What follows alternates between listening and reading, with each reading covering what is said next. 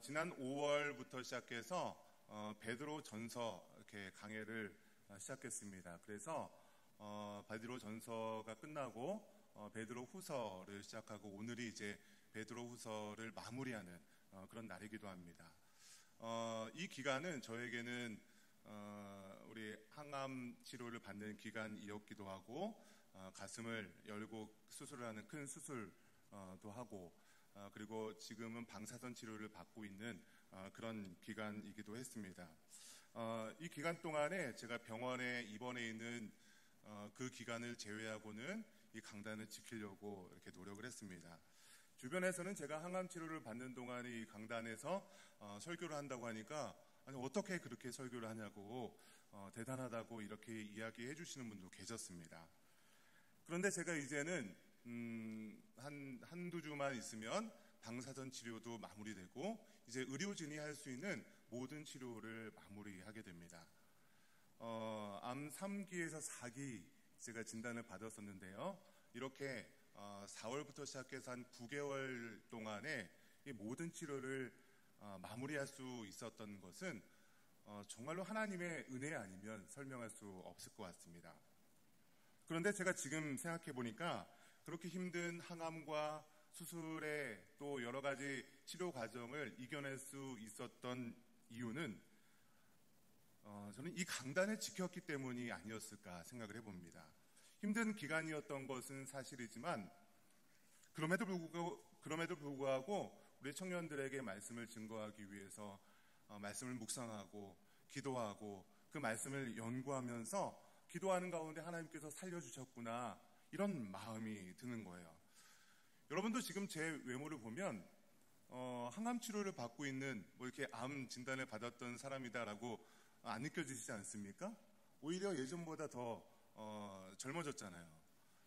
물론 좀 외부적인 그런 노력도 있었지만 어쨌든 제 얼굴을 보면 암 치료를 받는 사람처럼 보이지 않고 굉장히 환해 보이고 건강한 사람처럼 보입니다라는 그런 이야기를 굉장히 많이 들어요.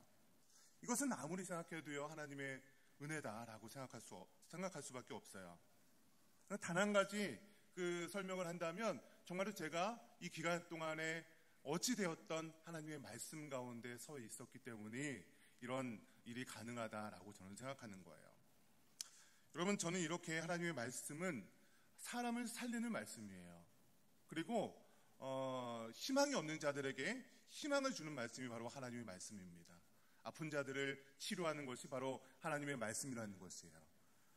저는 우리 사랑하는 비즈너스 청년들 가운데서도 이 말씀이 여러분이 어떤 상황 가운데 있을지라도 그 상황에서 포기하지 않고 그 하나님의 말씀을 지켜나간다면 정말로 우리 청년들의 인생 가운데서도 하나님의 놀라운 일들이 일어나게 되시기를 주님의 이름으로 간절히 축원합니다.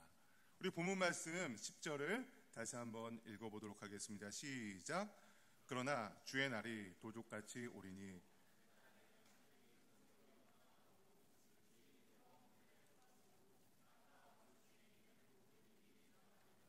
그럼 오늘 말씀은 그러나로 시작하고 있어요. 그러니까 문맥상 그 전에 있었던 내용과 좀 반대되는 그런 이야기를 하겠다 이런 이야기겠죠.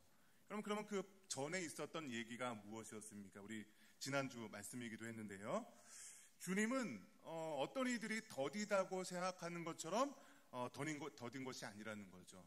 주님의 약속 무엇이었습니까? 다시 오겠다는 그 재림의 약속은 더딘 것이 아니라 우리 사람에 대해서 오래 참으시고 우리를 구원하시기까지 회개할 기회를 주시기 때문에 아직까지 오지 않으셨다. 그런 얘기가 바로 그 전 본문의 내용이었습니다. 여러분, 그러나 오늘 본문 10절에 보면 그 반대되는 이야기를 하고 있는 것이죠. 분명히 하나님은요 우리를 위해서 오래 참으시는 분임은 틀림이 없습니다. 그러나 끝까지 참고만 계시는 분은 아니라는 것이에요. 분명히 그 주의 날이 도둑같이 올 것이다 라고 이야기하고 있는 거예요. 여러분, 구약 성경을 보면요 구약 성경에서 예수님께서 이 땅에 오실 것이다 라는 그런 예언들이요 구약에만 360회나 기록이 되어 있어요. 그리고 그 약속대로 예수님께서는 이 땅에 오셨죠. 이것을 예수님의 초림, 처음 오신 것이라고 해서 초림이라고 하죠. 그러면 신약 성경에는요, 예수님께서 다시 오실 것이다. 이 재림에 대한 약속이 316회나 기록되어 있다는 것이에요. 그리고 그 기록된 말씀의 공통적인 내용이 무엇이냐면 주님이 다시 오신 그 날이 어떠한 예고도 없이 도둑같이 올 것이다 라고 예언되고 있다는 것입니다. 여러분, 그런데 그 날이 그 날에 어떠한 일이 일어날 것인지 10절에 기록하고 있는 것이에요. 우리 10절 말씀 다시 한번 읽어볼까요? 시작. 그러나 주의 날이 도둑같이 오리니 그 날에는 하늘이 큰 소리로 떠나가고 물질이 뜨거운 불에 풀어지고 땅과 그 중에 있는 모든 일이 드러나리로다. 여기 보면 불에 풀어진다라는 그런 좀 이렇게 동사가 기록되어 있는데 우리에게는 조금 생소한 그런 용어이기도 해요. 오늘 본문 말씀에 이 풀어진다라는 이 용어가 3번이나 기록이 되어 있어요. 이 풀어진다라는 그런 내용이 이 불과 연관되어서 불에 풀어진다라고 하면 불에 녹아 없어진다. 그러니까 불에 타서 없어진다. 이렇게 해석하면 좀 괜찮을 것 같습니다. 그래서 주의 날, 주의 재림의 날, 이 심판의 날에 어떤 일이 일어나냐면 하늘이 큰 소리를 내면서 사라질 것이다. 그리고 모든 물질은 불에 타서 녹아버리고 땅과 거기에 있는 모든 것이 타서 없어질 것이다 라고 기록을 하고 있는 거예요. 여러분, 이런 내용의 말씀을 들으면 여러분 어떠한 마음이 드십니까? 지구에 종말이 오면 어떡하지? 그런 두려운 마음이 드십니까? 예수님께서 재림하시면 이 땅이 이렇게 된다는데 어떻게 될까? 그런 그런 마음이 드십니까? 무서운 마음이 드십니까? 성경은요, 이런 주의 날에 일어날 그런 현상들을 강조하면서 우리 성도들로 하여금 두려움에 떨게 하는 것이 이 글을 기록한 목적이 아니라는 거예요. 오히려 성경에서는요, 이런 내용들, 이런 현상들을 기록하면서 지금 이 땅에 있는 성도들로 하여금 이 땅에 아직 예수님께서 재림하시기 전에 이 땅 가운데 어떻게 살아가야 될 것인가, 그것을 강조하고 있다는 것이에요. 그럼 11절, 12절 말씀이 그것을 이야기하고 있습니다. 우리 11절과 12절을 읽어보겠습니다. 시작. 이 모든 것이 이렇게 풀어지리니 거룩한 행실과 경건함으로 하나님의 날이 임하기를 바라보고 간절히 사모하라. 하늘이 불에 타서 풀어지고 물질이 뜨거운 불에 녹아지려니와. 여러분, 오늘 본문이 이렇게 얘기하고 있어요. 모든 것이 녹아버릴 텐데 여러분은 어떠한 사람이 되어야 하겠느냐, 이렇게 의문조로 질문하고 있는 거예요. 이 땅이 이제는 그렇게 우리가 기대하는 것처럼 이렇게 높은 빌딩들, 좋은 자동차들, 좋은 집들, 이 모든 것이 이제 없어질 것인데, 예수님께서 재림하면 이 모든 것이 없어질 것인데 여러분들은 어떻게 살아갈 것입니까? 질문하고 있는 거예요. 여러분, 오늘 성경에서는 뭐라고 답을 하고 있습니까?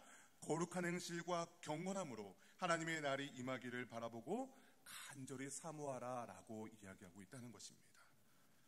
저와 여러분은 하나님의 자녀들입니다. 하나님의 거룩한, 하나님의 택하신 백성들입니다. 그렇기 때문에 우리는요, 이 땅에 살아가는 동안에 하나님의 자녀다운 삶, 하나님의 백성다운 삶을 살아가야 한다는 것이에요. 그 가치를 추구하면서 살아가는 백성들이 바로 저와 여러분들이라는 것이에요. 여러분은요, 세상 사람들이 살아가는 그 가치와 그런 세상 사람들이 살아가는 그런 방식과 전혀 다른 삶을 살아가야 한다는 것입니다. 여러분, 세상은요, 죄로 인해서 타락했어요. 그리고 사람의 욕심으로 인하여서 고통받는 곳이 바로 이 세상입니다. 여러분, 우리는요, 지금 자본주의 시대를 살아가고 있지 않습니까? 산업혁명 이후에 이 자본주의가 일어나면서 우리는요, 그로 인한 굉장히 많은 혜택을 받고 살아가고 있습니다. 여러분, 자동차들, 그리고 높은 빌딩들, 여러분 사용하는 핸드폰들, 이런 많은 기술들이 이 산업혁명 이후에 우리에게 주어진 여러 가지 편리함 아닙니까? 우리는 그런 편리함들을 누리고 살아가고 있습니다. 여러분, 그러나 이런 편리함 이외에 반대급부로 그 산업혁명과 자본주의 시대가 주는 그런 부작용들도 있다는 것입니다. 여러분, 우리나라의 그 심각한 갑과 을이 존재하는 그 이유가 무엇입니까? 이 자본주의로 인해서 자본이 많은 사람들이 생겨나고 자본이 없는, 돈이 없는 사람들이 구별되어 있기 때문에 아닙니까? 돈이 많은 사람들은요, 돈이 없는 사람들을 그냥 너무나도 함부로 대하는 거예요. 그럼 우리 집값만 해도 어떻습니까? 우리 구이동 이 교회 주변만 하더라도요, 이 작은 10몇 평 되는 그런 빌라 주택 같은 것도요 2억이 넘습니다. 우리 청년들이 이제 결혼을 포기하는 그런 세대들이 많다고 하는데, 청년들이 결혼을 포기하는 결정적인 이유 중에 하나가 무엇이에요? 이 집 장만하는 것이 너무나도 어렵기 때문 아닙니까? 이 사회초년생이 몇 년 모으지 않아서 어떻게 2억이 넘는 돈을 마련할 수 있습니까? 여러분, 대한민국 집값이 왜 이렇게 올랐습니까? 대부분 부동산 투기 때문에 일어난 것 아니겠습니까? 집을 두 채, 세 채, 수십 채씩 가지고 있으면서 투기를 하기 때문입니다. 다른 말로 하면 그것으로 인한 불로소득이 생겨났기 때문에 이러한 어떤 그 집값이 뛰는 그런 일들이 올라간 것입니다. 그럼 대한민국의 40%에 대한 세대는요, 땅이 한 평도 갖고 있지 못한 그런 세대들이에요. 그런데 2016년도 한 해만 해도요, 이 땅을 많이 갖고 있는 그런 사람들이 갖고 있는 그런 일들로 인해서 이 불로소득이요, 한 해만 하더라도 374.6조 원이나 된다는 것이에요. 이 불로소득은요, 땅을 한 평도 갖고 있지 못한 이 40%에 해당하는 사람들과는 전혀 상관없는 그런 소득이라는 것이죠. 오히려 그런 소득이 발생했기 때문에 이 40%는요 손해를 본 사람들이 발생했다는 것입니다. 그러다 보니까 돈 많은 사람들은 더욱더 돈을 많이 가지게 되고, 돈이 없는 사람들은요 계속해서 돈이 없게 되는 그런 부가 대물림되는 그런 사회를 살아가고 있다는 것입니다. 여러분, 돈 없는 사람들은요 이렇게 희망이 없는 세상을 살아갈 수밖에 없다는 것이에요. 여러분, 이 모든 것이요 이 죄와 인간의 탐욕으로 인해서 생긴 결과라는 것입니다. 여러분, 그렇기 때문에 세상 사람들은요 이 세상에 살아남기 위해서 남을 밟고 일어서야 되는 거예요. 경쟁에서 뒤처지면 안 되는 것이죠. 남보다 더 빠르게 앞서가야 하는 것입니다. 자기 개발을 통해서 내가 더 뛰어난 사람이 되어야 한다는 것이에요. 여러분, 그러한 세상 속에서 성경은요 오히려 경건함과 거룩한 삶을 살아가라고 이야기하고 있다는 것입니다. 하나님의 자녀다운 삶, 백성다운 삶을 살아가라고 이야기하고 있다는 것입니다. 여러분, 남을 밟고 일어서도 시원찮을 판에 남의 이웃을 사랑하라고 이야기하고 있어요. 왼쪽 뺨을 치거든 오른편 뺨까지 돌려대라고 이야기하고 있습니다. 오리를 같이 가자고 하면 오히려 십리를 같이 가라라고 이야기해주고 있는 것입니다. 여러분, 이런 성경의 가르침은요 세상의 경쟁 논리와는 전혀 맞지 않은 이야기죠. 여러분, 그런 삶을 살아가면 우리 기독교인들은요 손해볼 것 같지 않습니까? 그런 삶을 살아가면 죽을 것 같고, 그런 삶을 살아갈 것을 생각조차 하지 않는 그런 시대를 살아가고 있다는 것입니다. 여러분, 그럼에도 불구하고 성경은 이야기하는 것이죠. 우리 13절 말씀을 보겠습니다. 우리 13절 시작. 우리는 그의 약속대로. 여러분, 하나님의 정의와 공의가 살아있는 새 하늘과 새 땅을 우리는 바라보면서 살아가야 되는 존재라는 것이에요. 여러분, 하나님의 나라를 바라보라는 것입니다. 그것은요 하나님의 통치가 완벽하게 이루어지는 곳이라는 것이에요. 그렇기 때문에 성경에서 이 하나님의 의가 있는 곳, 이것을 약속하고 있는 것입니다. 우리는요 다른 것 바라보는 존재가 아니라 그 하나님의 나라, 새 하늘과 새 땅을 바라보는 존재인 줄 믿으시기를 주님의 이름으로 간절히 축원합니다. 여러분, 그런데 우리의 실제적인 삶의 모습은 어떠냐는 거예요. 아직도 그 약속은, 예수님께서 오시겠다는 그 약속은 이루어지지 않고 이 세상의 경쟁 논리 속에서 세상에서 고통 가운데 살아갈 수밖에 없는 것이 바로 저와 여러분의 인생 아니겠습니까? 곧 오시겠다는 그 주님의 약속, 2000년이 넘도록 아직도 지켜지지 않고 있다는 것이에요. 그런 가운데 교회 내부적으로 외부적으로 잘못된 교회의 가르침과 이단들이 침투해서 이 교회를 어지럽히고 있는 것이 바로 이 베드로 사도가 전하고 있는 그 교회의 현실, 그리고 바로 우리 한국교회의 현실이라는 것입니다. 우리는 영적으로 흔들고 있다는 것이에요. 여러분, 그러니까 우리 기독교인들이요, 세상으로부터 공격받고 있고 또한 영적으로부터 공격받고 있는 그런 시대를 살아가고 있다는 것입니다. 여러분, 이렇게 우리는요, 세상으로부터 공격할 수 있는 길은요, 두 가지가 있어요. 첫 번째 길은 무엇이에요? 세상의 지배 논리에 승복하면서 거기에서 살아남기 위해서 발버둥 치는 거예요. 남과 경쟁해서 살아남기 위해서 일단 수단과 방법 가리지 않는 겁니다. 어떤 방법을 써도든지 내가 일단 성공하면 되는 거죠. 돈을 많이 벌면 사람들이 인정해 주기 때문에 방법 따위는 상관없는 삶을 살아가는 것이죠. 이웃이 손해보더라도 일단 나만 배부르면 되는 삶을 살아가는 거예요. 남들이 고통받더라도 신경 쓰지 말고 그냥 법대로, 법을 교묘히 이용해서 그 돈을 버는 방식대로 살아가는 방식이 첫 번째 방식이라면, 두 번째 방식은요, 하나님의 약속대로 하나님의 말씀을 의지해서 살아가려고 한번 발버둥 쳐보자는 겁니다. 비록 이 세상은요, 지배 논리, 그런 세상의 경쟁 논리와는 맞지는 않지만 내가 하나님의 말씀은 정말로 나에게 주신 말씀입니다. 하나님의 말씀은 살아있는 말씀이다라는 것을 신뢰해 보는 거예요.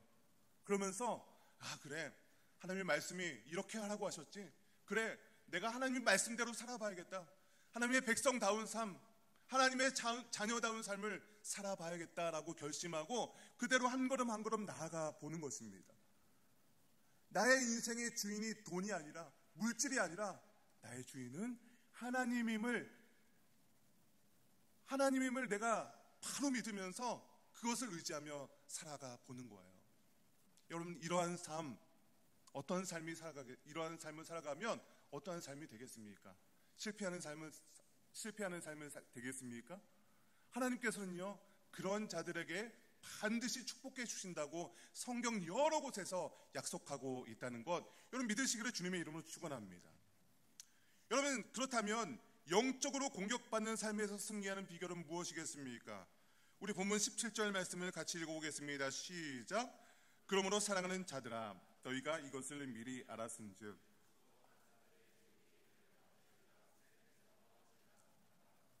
여러분, 말세가 되면 분명히 오늘 본문 말씀 조금 이렇게 앞부분을 이렇게 생략했는데요, 성경을 잘못 해석해서 우리를 유혹하는 이단들이 존재할 것이다라는 것을 미리 이야기하고 있습니다. 또한 이단들이, 우리는요, 그 세상의 영적인 공격에서 이겨내기 위해서 이단들이 어떻게 공격하는지 그 방법들도 알아야 돼요. 그래서 제가 몇 주 동안 그 신천지나 이단의 그런 그 유혹하는 방법들에 대해서 좀 이야기를 했었죠. 그런 방법들도 알아야 되는 거예요. 그리고 그래서 그 미혹에 끌려 넘어지지 않도록 우리는 항상 깨어서 기도하면서 살아가야 되는 줄 믿습니다. 여러분, 그런데 이런 이단들, 또한 교회 안에 잘못된 그런 가르침들, 이런 것들이요, 언뜻 보기에는요, 정말 이단처럼 보이지 않는 거예요. 그런 잘못된 가르침을 하는 사람들이 그냥 하나님의 종처럼 보이는 것입니다. 여러분, 그렇기 때문에 우리는요, 그런 것들로부터 구별할 수 있는 그런 지혜가 필요한 것이에요. 여러분, 그런 지혜를 어디서 얻을 수 있겠습니까? 바로 하나님의 말씀에서밖에 얻을 수 없다는 것이에요. 여러분, 우리 에베소서 6장 말씀을 이렇게 좀 빨리 찾을 수 있는 분들은 펴보세요. 에베소서 6장 11절 말씀을 이렇게 펴보시고 같이 읽어보겠습니다. 시작. 마귀의 관계를 능히 대적하기 위하여 하나님의 전신갑주를 입으라. 여러분, 우리는요, 영적인 그런 삶에서 이겨내기 위해서는요, 오늘 에베소서 말씀에서는 우리가 그 마귀의 관계, 이 간교한 그런 계략으로부터 이기기 위해서는요, 전신갑주를 입으라 라고 이야기하고 있어요. 에베소서 6장 말씀을 계속해서 보면 그 전신갑주의 그런 내용들이 무엇입니까? 첫 번째는 진리의 허리띠를 이야기합니다. 두 번째는 의의 호심경, 이 가슴을 보호하는 장구입니다. 그리고 세 번째는요, 평안의 복음이 준비한 신을 신으라고 얘기하고 있어요. 이 신발을 얘기하는 것이죠. 그리고 믿음의 방패를 이야기합니다. 그리고 구원의 투구, 마지막으로 성령의 검, 이 6가지가 이 전신갑주의 그런 내용이라는 것이에요. 여러분, 그런데 에베소서 6장 17절 말씀을 한번 보면은 이 구원의 투구와 성령의 검, 곧 하나님의 말씀을 가지라라고 얘기하고 있어요. 여러분, 그러니까 이 전신갑주 중에 5가지는요 방어 무기예요. 그렇지 않습니까? 뭐 구원의 투구나 방패나 뭐 이런 것들은 방어 무기입니다. 여러분, 그러나 한 가지만 공격 무기인데 그것이 무엇이냐면 바로 성령의 검이라는 거예요. 성령의 검이 무엇이라고 성경 말씀이 기록하고 있습니까? 하나님의 말씀이라는 것이에요. 여러분, 그렇기 때문에 우리가 하나님의 말씀으로만 마귀와 싸워서 이길 수 있는 이 공격 무기라는 것입니다. 여러분, 어떻게 방어만 해서 이길 수 있겠습니까? 여러분, 공격이 최대의 방어란 말도 있지 않습니까? 우리는 하나님의 말씀으로 이 마귀와의 공격, 이 세상의 영적인 싸움으로부터 이길 수 있다는 것, 이 하나님의 말씀밖에 없다는 것입니다. 여러분, 그래서 베드로 사도는요 베드로 후서를 마치면서 이렇게 기록하고 있는 것입니다. 우리 18절 말씀을 같이 읽어보겠습니다. 시작. 오직 우리 주 곧 구주 예수 그리스도의 은혜와 그를 아는 지식에서 자라가라. 영광이 이제와 영원한 날까지 그에게 있을지어다. 아멘. 저는 베드로 사도와 마찬가지로 우리 사랑하는 청년들에게 마지막으로 축복의 말씀을 전합니다. 여러분의 인생 가운데 우리 주인 되시는 예수 그리스도의 은혜가 함께하기를 주님의 이름으로 간절히 축원합니다. 세상이 아무리 우리를 공격하고 넘어뜨릴지라도 하나님의 약속을 붙드시기 바랍니다. 그러면서 하나님의 자녀답게 살아가시기 바랍니다. 그런 인생 가운데 하나님께서 함께 하셔서 여러분의 인생이 승리한 길로, 정말로 축복된 길, 성공의 길로 인도하시는 분이 바로 하나님인 줄 여러분 믿으시기를 주님의 이름으로 간절히 축원합니다. 두 번째로, 또한 그를 아는 지식에까지 자라가시기를 축복합니다. 여러분, 세상에는요 많은 지식이 있습니다. 그 지식도 배워야 되고 또한 많은 경험도 필요합니다. 하고 싶은 것들도 많이 있을 거예요. 얼마나 많겠습니까?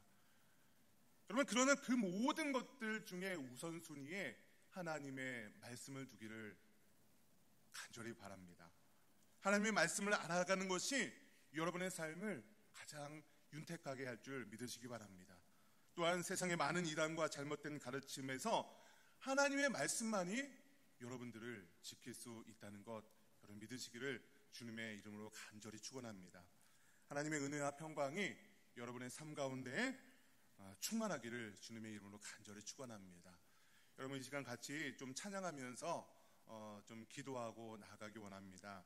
우리 은혜 아니면 살아갈 수가 없네.